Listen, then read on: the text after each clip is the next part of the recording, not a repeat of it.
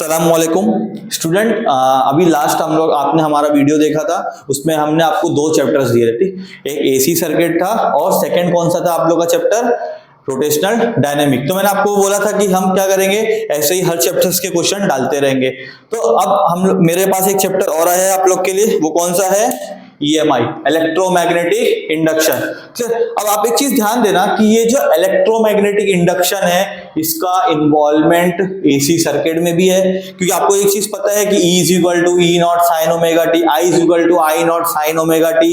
ये एक आपने डेरिवेशन किया था, डिराइव किया था इसमें जनरेटर में। ठीक है, वो जनरेटर वाला पार्ट किधर है, इलेक्ट्रोमैग्नेटिक इंडक्शन में। ठीक है, EMI इजी मंथली इंस्टॉलमेंट नहीं है, इलेक्ट्रोमैग्नेटिक इंडक्शन होता है। क्लियर। तो अब यहां पे देखो कि ये चैप्टर का वेटेज कितने मार्क्स का होता है, वो है 7 मार्क्स का।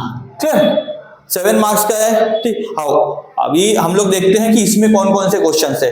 तो इसमें सबसे पहले क्वेश्चंस जो थे वो क्या है, state Faraday's law of electromagnetic induction and Lenz law. It means हमको फैराडे लॉ जब आप लिखोगे तो उसमें लेंज लॉ भी चाहिए। आप लोग फैराडे लॉ लिखते हो ना, E is directly proportional to d phi by dt।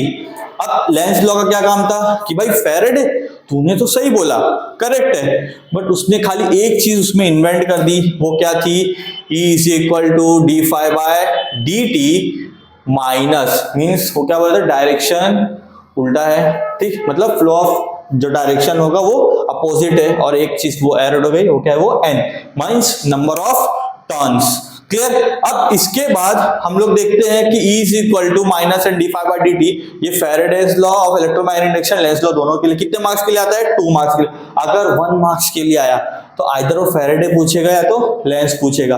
तो जब फैराडे पूछेगा तो आपको Faraday law of electromagnetic induction ही लिखना है, बट उसमें लास्ट में ये फॉर्मूला मेंशन कर देना। क्लियर। अब हम लोग आते हैं सेकंड क्वेश्चन की तरफ, डिफाइंड इलेक्ट्रोमैग्नेटिक इंडक्शन, जो हमारे चैप्टर्स का ही नाम है।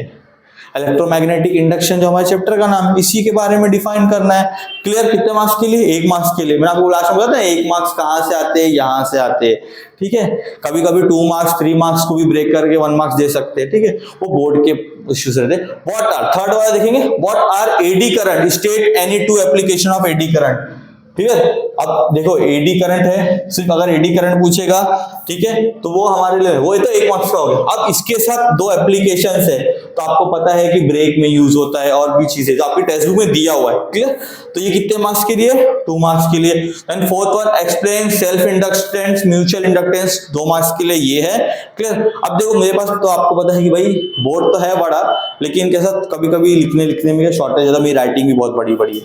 तो अब मैंने यहाँ पे दे दिया हूँ, देखो explain self inductance and mutual inductance 2 marks के लिए, फोर्थ वाला है।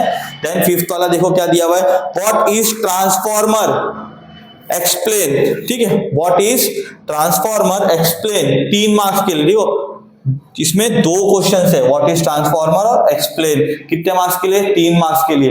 तो आप ट्रांसफॉर्मर वाला कौन सा करोगे, वो होता है ना स्टेप अप स्टेप डाउन, सुने ना, तो ऐसा कुछ आप लोग डायग्राम बनाते हो ट्रांसफॉर्मर का, उसमें नंबर ऑफ टर्न्स होते हैं, कैसे होते हैं भाई, ऐसे कुछ होते हैं नंबर ऑफ टर्न्स,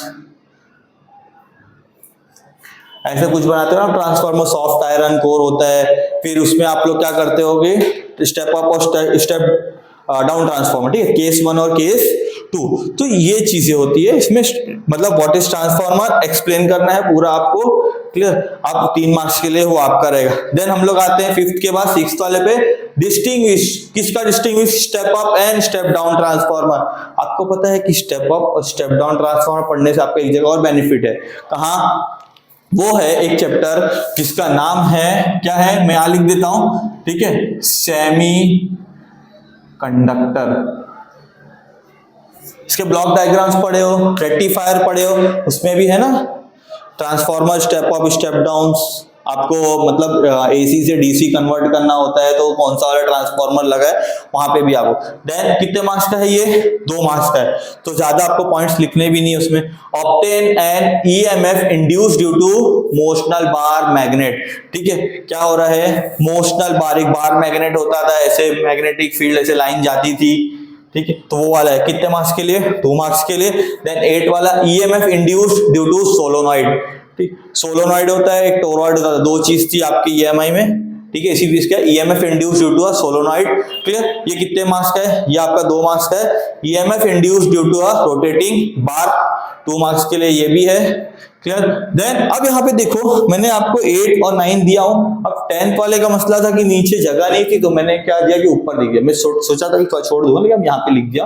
तो देख लीजिए, the last 10th one, derive an expression for energy stored in the magnetic field in terms of induced current. कितने मार्क्स के लिए ये है, 2 मार्क्स के लिए। क्लियर, तो ये सारी चीजें है। आपको एक चीज पता है कि अगर ईएमआई 7 मार्क्स का है तो उसका रीजन क्या है, ईएमआई का इन्वॉल्वमेंट और भी चैप्टर्स में है।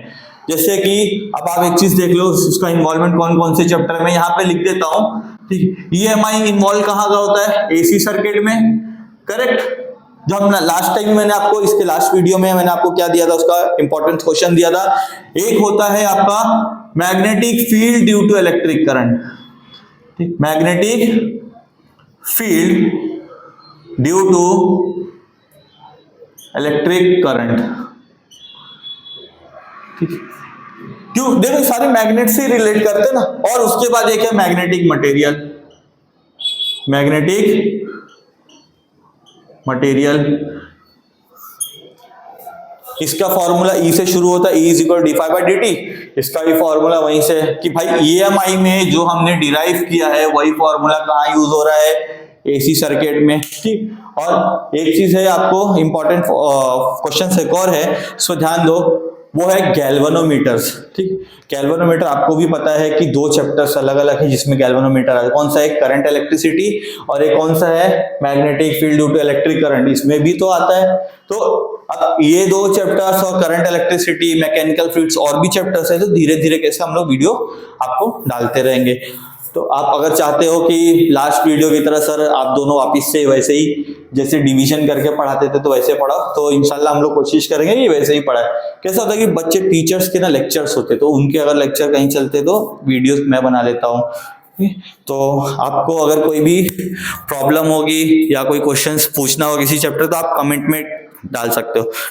चले, बाय।